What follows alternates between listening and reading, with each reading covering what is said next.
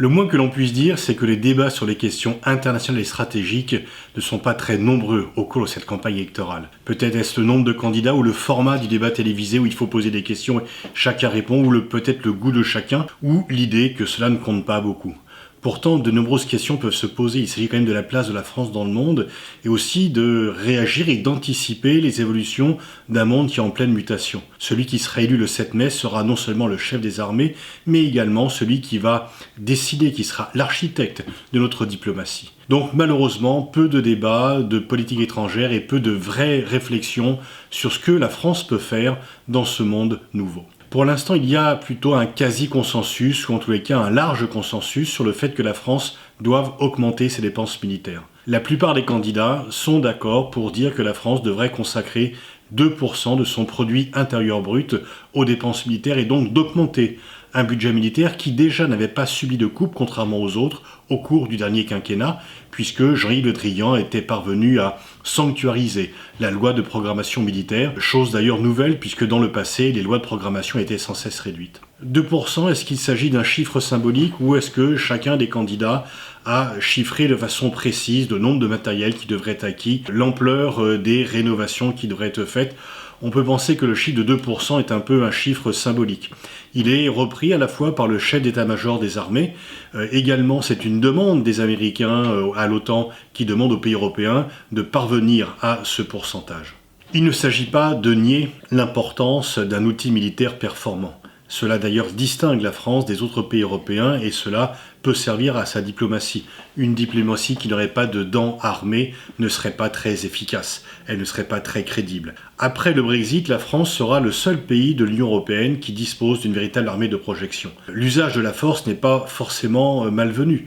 Certes, il y a eu les catastrophes de la guerre d'Irak ou de l'intervention en Libye, mais au Mali, on a vu que l'intervention militaire, sous certaines conditions, qu'elle soit encadrée par le droit, qu'elle soit à la demande des pays concernés, avec le soutien international, peut être utile. Mais ce qui est un peu regrettable, c'est que tout se concentre sur le budget militaire et un peu tout se concentre sur la lutte contre le terrorisme et que le budget du Quai d'Orsay, lui, n'est pas du tout discuté. Alors bien sûr, on verrait mal le secrétaire général du Quai d'Orsay venir demander publiquement le maintien de ses crédits. Il n'aurait pas le même poids que le chef d'état-major des armées. Le climat de la lutte contre le terrorisme, bien sûr, peut renforcer l'aspect militaire, même si on sait très bien que le terrorisme ne peut pas être combattu uniquement par des moyens militaires. Il y a une sorte de présupposé un peu facile sur le fait que les diplomates ne servent pas à grand-chose et qu'ils se perdent dans des mondanités et que dès lors augmenter leur budget, voire essayer simplement de ne pas le réduire, est inutile. Tout ceci sont des clichés. Les diplomates ne se contentent pas d'aller dans les réceptions, il faut un vrai travail d'influence. Et puis le budget du Quai d'Orsay, c'est aussi une façon d'assurer notre sécurité que d'aider les instituts français, que de venir expliquer dans différents forums les positions de la France, que d'établir les contacts, de faire venir des étudiants étrangers en France. Tout ceci, peut-être, n'est pas tout à fait quantifiable, mais est vraiment important, et malheureusement, il n'y a pas de débat là-dessus. Le budget du Quai d'Orsay a été constamment réduit depuis plusieurs années, bien que son périmètre ait été étendu, puisqu'il y a désormais maintenant le tourisme et le commerce extérieur. Mais cela ne fait pas de vague, il n'y aura pas de protestation. Une fois encore, les diplomates ne sont pas très nombreux et n'ont pas réellement un soutien populaire.